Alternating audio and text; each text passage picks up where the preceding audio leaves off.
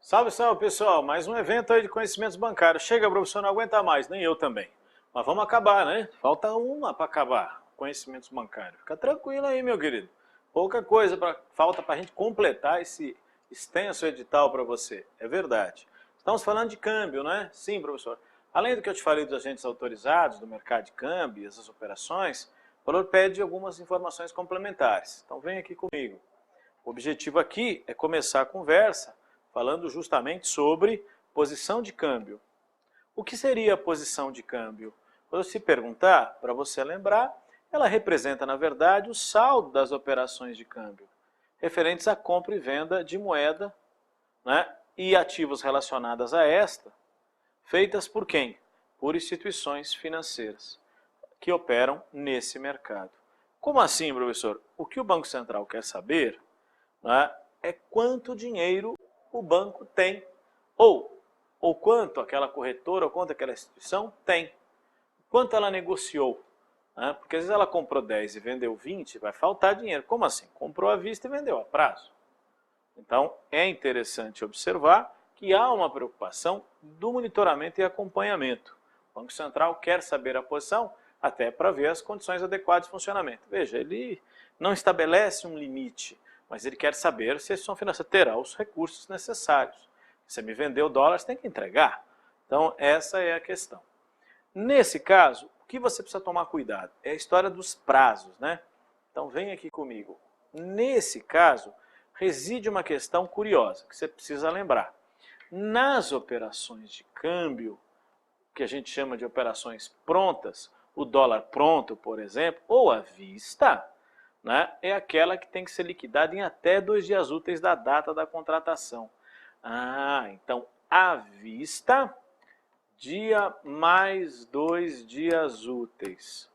Professor, isso aqui é um pouquinho diferente. Sim, lembra do mercado à vista de ações? Até dia mais 3. No mercado à vista de câmbio, né, é dia mais 2.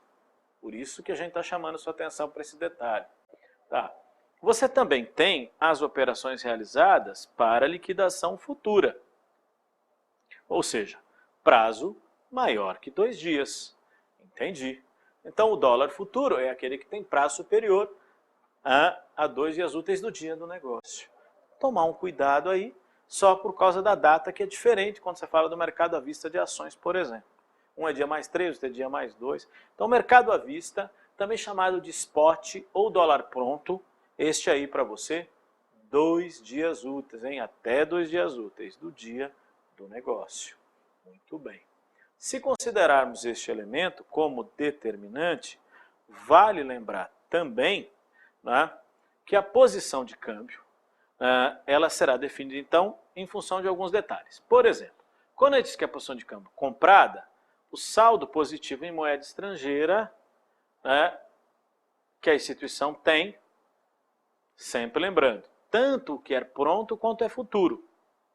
Claro, sempre nesse caso, será superior às vendas, incluído também títulos e documentos que representem moeda estrangeira ou outro instrumento cambial.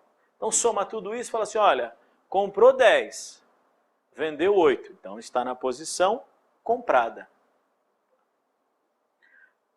O sentido oposto, que é a posição vendida, e aí vale observar para você, nesse caso, a operação, destacando, né, como um tema importante, no caso da operação vendido, o que acontece? Você está justamente ao contrário, vendeu mais do que comprou. Então esse é um elemento também que deve ser considerado. João, então, foi lá, fez as suas compras, Luiz, e o banco somou tudo, o que tinha feito com suas transações, e ao monitorar aquela história, tinha vendido mais do que comprado. Isso é possível por causa de prazos, né? Você pode ter feito muitas transações no mercado futuro, dólar futuro, melhor dizendo. Então são alguns detalhes aqui que devem ser observados. Então a posição vendida, para nós que tem essa característica, justamente representa isso. Posição de câmbio vendida, saldo negativo em moeda estrangeira. É aquela história. Valores superiores às compras. Tem problema, professor? Não. Problema não tem, o Banco Central apenas, né, monitora se a instituição vai honrar os seus compromissos, ela tem que se virar. O que ela vai fazer? Ela vai comprar moeda de outra instituição financeira para fazer os acertos e os ajustes. Vale lembrar. Agora, professor, se estiver empatado, como é que chama? Bom, você quando, né, compra é igual à venda, a posição de câmbio é nivelada. Ah, a posição de câmbio nivelada? É verdade. Então, vale observar. Nesse caso, e destacando ainda para você essa questão, estabelecendo uma outra preocupação significativa sobre esse tema. Qual seria? Lembrar para você que existe um conjunto de operações que também podem ser trabalhadas pelo avaliador. Ele pode falar um pouquinho sobre remessas. Quando ele fala de remessas, estão lembrando de recursos que vão para o exterior ou que vêm do exterior. Então, do exterior para o país e do país para o exterior. Basicamente, é aquela história, débito ou crédito em reais. É isso. Ou você faz da seguinte forma, João tem que mandar dinheiro para o Luiz, então debita a sua conta em reais, adquire os dólares e envia. Luiz mandou dinheiro de fora para o João, faz a operação ao contrário, né? E aí vai fazer o crédito em reais. Porque nós não podemos receber os dólares diretamente, por exemplo. Não podemos, nesse sentido, descontar isso em moeda estrangeira. Estou falando de transação de câmbio. Você não pode receber e fazer uso desse dinheiro no cotidiano, porque a nossa moeda é o real. Então, por isso que é débito e crédito. Isso tem várias modalidades, como, por exemplo, ingresso de capital estrangeiro, recebimentos de comissão, financiamentos. São exemplos que podem ser feitos, além de outras atividades que envolvem, por exemplo, a manutenção de pessoas no exterior, aposentadorias, coisas do gênero, que também estão relacionadas a esse tipo de atividade. Isso cabe destacar para você. Além das operações com moeda estrangeira, nesse segmento também, o avaliador poderia trabalhar as questões com ouro. E aí cabe sempre aquela consideração, ouro, ativo financeiro ou ouro, instrumento cambial. Se é ouro, instrumento cambial, o nome já diz, é operação do mercado de câmbio. Tá. Se for operações com ouro, ativo financeiro, aí eu estou falando de uma transação do mercado de capitais, relacionada aqui, né, ao mercado de risco, renda variável. Estamos atuando nesse segmento propriamente. E aí é interessante observar essa questão. As operações, então, com ouro, estão integrando, juntamente com as ações, o mercado de risco. Então, as cotações vão variar de acordo com a oferta e procura pelo bem e outros fatores que possam influenciar. Lembrando que o maior volume de comercialização do metal se faz no segmento de mercadorias e futuros da BMF Bovespa, né, que negocia ouro no mercado físico. Então, compra e venda de ouro nesse mercado. Para quem, por exemplo? Tem lá ourives que precisam do metal, ou empresas que precisam de ouro e vão comprar daquelas empresas que têm, mineradoras, fundidoras, que têm o metal para vender. Então, agora, pode ser também feita uma aplicação, um investimento. Eu ou você podemos adquirir o metal como investimento. Aí o papo é outro. Você vai observar as características. Aí eu tenho um mercado balcão para o ouro. Você vai lá na agência, eu quero investir em ouro. Então você faz esse investimento dessa forma. Lembrando que no exterior as transações são feitas em onça.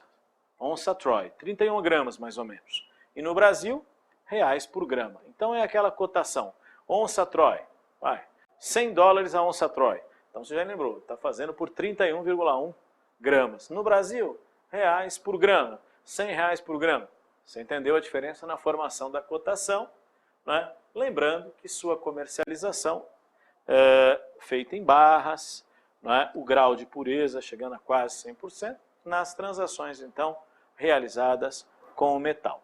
Agora, quando eu ou você compramos o metal, algumas considerações têm que ser observadas. Quais, por exemplo? Lembrar que se eu quiser, tenho duas possibilidades. Deixar o ouro custodiado em instituição bancária, credenciada para esse tipo de serviço, ou retirar a quantidade líquida levando embora.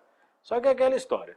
Quando você deixa custodiado, né, você já tem a garantia de recompra da instituição e você não precisa apresentar nenhum certificado que ateste grau de pureza. Agora, se você levou embora, você tem que comprovar o grau de pureza do metal, o que implica aí em custos adicionais. Então, tradicionalmente, o que se vende são os certificados. Os bancos têm o metal e vendem certificados que equivalem àquilo. Tá? Se quiser levar, leva, mas objetivamente a ideia é que negociam os certificados. São comprados e recomprados, né, os valores de mercado, pelo valor de compra, valor de venda para o ouro, você tem aí a cotação nesse sentido. Bom, o cliente, quando faz esse tipo de transação, tem ainda que observar um outro detalhe importante em relação a esse tema. Posso levar o metal? Não vou levar. Então, como é que funciona em termos de prazo para a gente destacar? É importante você visualizar que o cliente pode retirar o metal no mesmo dia no mercado balcão. Essa é aquela história. Agora, se for na bolsa, a negociação é no dia seguinte à operação. Então, o que seria assim? No mercado balcão, negociação com a instituição, é na hora. Na bolsa, é dia mais um. Então, o mercado spot, né, na bolsa é dia mais um. Spot, à vista, né, esse mercado. Então, vale destacar esse cuidado também sobre a transação. Fica de olho, hein? Detalhezinho aí sobre as transações com o metal que cabem destacar. Tá? Lembrando que você só transita e negocia ouro em barra, né? E como ativo financeiro, o ouro tem tributação, paga impostos, etc. Então, há uma tributação sobre o metal, vale considerar. Nesse sentido, e é interessante ainda pensarmos nessa questão, o tema operações com ouro, apesar de ser sempre exigido e lembrado aí, né, pela instituição, nem sempre é um tema que vai cair em nossas provas com frequência. O avaliador pergunta, mas pede edital, mas nem sempre pergunta, né? Isso vale lembrar. Então, vou só chamar a sua atenção para essa questão das transações no mercado balcão, enquanto na bolsa no dia seguinte. Então, só esse cuidado vale lembrar. Então, mercado spot, lembre-se, falou em spot, está falando nas transações à vista, dia mais um, tá? Lembrando desse detalhe. Não esqueça, por favor, aí, cuidado sobre esse assunto. Bom, professor, além do ouro, o avaliador pediu mais algumas informações nesse segmento. Ele pediu um pouquinho que a gente conversasse sobre Siscomex, o Sistema Integrado de Comércio Exterior. O Siscomex, ele é um tema também muito presente nos editais, mas nem sempre cabe em prova, tem muito assunto, né, relacionado a essa área que poderia ser lembrado aí pelo avaliador. Nesse caso, e aí faço a referência a você, sobre o que é o Siscomex e o que ele faz. Então, o Sistema Integrado de Comércio Exterior, né, foi criado em 1992, então ele faz o quê? Através de um sistema informatizado, ele integra as atividades de registro, acompanhamento e controle das operações de comércio exterior. Então, o que acontece? Você tem registros de exportação e licenças de importação automatizadas, entram no sistema, se faz os dados e ali mesmo, no próprio sistema, se autoriza, não autoriza, se faz exigências. Então, funciona dessa forma como um grande banco de dados. As transações de importação e exportação são registradas. Cabe lembrar também sobre o Siscomex, que a operação realizada tem uma característica distintiva, não é? Volto a recordar, do que é o Sisbacen. Então, quando o Sisbacen está cuidando de câmbio, o Siscomex está cuidando das mercadorias, dos serviços, de comércio exterior. Então, é interessante você lembrar. Quem administra? Então, o Banco Central, a Receita Federal e a Secretaria de Comércio Exterior é que cuidam do famoso Siscomex. Então, esse é um item aí também que você deve observar. Veja, então, administrado pelos órgãos gestores, Secretaria de Comércio Exterior, SESEX, Receita Federal do Brasil e Banco Central. Então, quem cuida do Siscomex? Uma pergunta também que já foi tema de prova, então ficar de olho. Quem opera o sistema? Bom, exportadores, importadores, transportadoras, né? Também vale lembrar aqueles responsáveis pelo armazenamento das mercadorias, todos aqueles que direto e indiretamente estão envolvidos no processo exportador-importador, além das instituições financeiras que operam através do Sisbacen. Então há uma relação entre os dois sistemas que você deve observar. De que forma? Então é aquilo que eu comentei para você. Enquanto o Siscomex está cuidando de mercadorias e serviços, o Sisbacen faz o diálogo com o sistema porque é ele que vai cuidar do fluxo de entrada e saída de moeda estrangeira.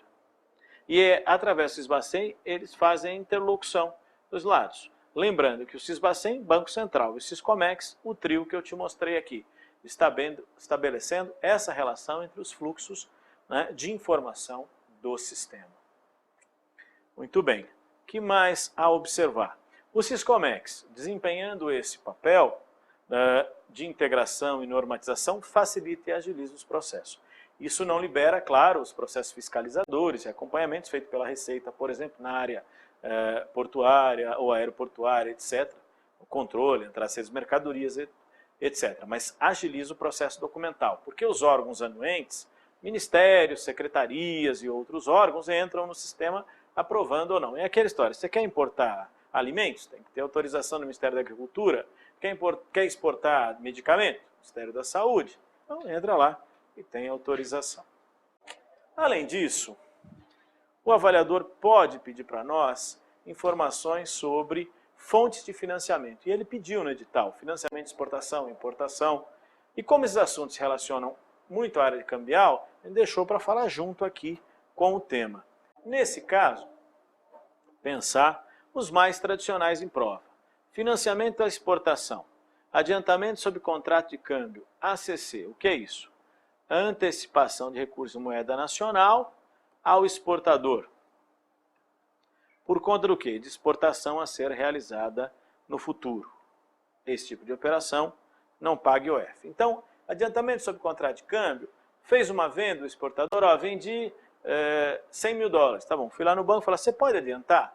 Posso. Vou te adiantar em reais o valor. Ok, tudo bem. Você já exportou? Não, vou exportar. Então é ACC. Tá. Agora, se eu já exportei e ainda não recebi, o ACC tem um outro nome. Tem, professor? Ele chama ACE. Adiantamento sobre cambiais entregues. Ah, tá. ACE, financiamento à exportação. Isso. Antecipa recursos em moeda nacional ao exportador após o embarque da mercadoria para o exterior.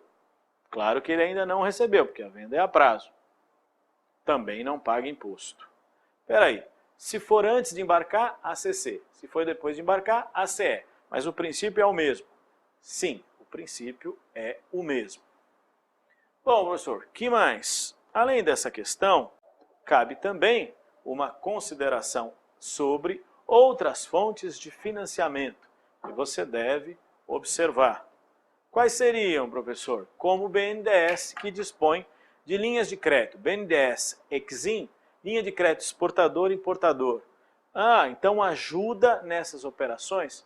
Também, o BNDES desenvolve esse processo, vale lembrar. Então, além do ACC-ACE, eu posso recorrer ao BNDES como exportador, eu posso pedir diretamente para mim ou para o meu cliente no exterior, ou seja, o importador. Então, financio tanto o fabricante brasileiro, o produtor brasileiro, como o seu cliente no exterior. A modalidade seria essa, vale observar. E aí você tem, então, nessas linhas de financiamento, a exportação, seja pós-embarque ou pré-embarque, para as empresas exportadoras de bens e serviços e importadores de produtos brasileiros. Não é um importador brasileiro, é um importador de produtos brasileiros. E aí o BNDES pode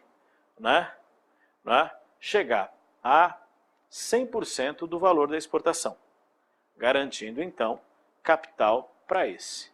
Essa é a ideia do Exim, funcionando dessa forma. Pois é, professor, mas se eu não sou o exportador, eu tenho alguma possibilidade de obter recursos? Tem. Você tem, por exemplo, forfeiting, desconto. Ou seja, o exportador concede prazos e condições de financiamento, né, a seus compradores internacionais por intermédio de um banco. Professor, isso aí tem um nome que eu já acho que já estudei. Tem, você conhece o vendor? Já te contei dele. É um exemplo de uma transação que possa ser realizada. Então, eu brasileiro quero comprar uma máquina no exterior. O exportador me arruma crédito no banco dele. É um exemplo. Outra coisa, o exportador vai me dar prazo, entrega o equipamento, depois eu pago. Não são alguns mecanismos de importação também que possam ser considerados. Que mais, hein? Além desses elementos, nós vamos destacar alguns destaques e alguns temas interessantes, pensando em pergunta. Dê uma olhadinha aí. Responsável por parte das etapas do Sistema Integrado de Comércio Exterior, Siscomex. Quem é o responsável? Não é a Caixa Econômica, nem o Banco do Brasil, nem o BNDES, nem o IRB. É o Banco Central do Brasil, ou a SESEX, ou a Receita Federal. Essa é a pergunta que o avaliador fez sobre esse tema. Então, vou pedir a sua atenção. Câmbio, comércio exterior, Siscomex, financiamento, exportação e importação. São temas, né, amplos, mas que em termos de prova, 2 perguntinhas ali, sempre tem alguma coisa. Fica de olho no assunto, vale a pena observar. Chamo sua atenção para o conteúdo, não bobeia não, tá bom? Chega, né? Obrigado a todos, bons estudos e até a próxima.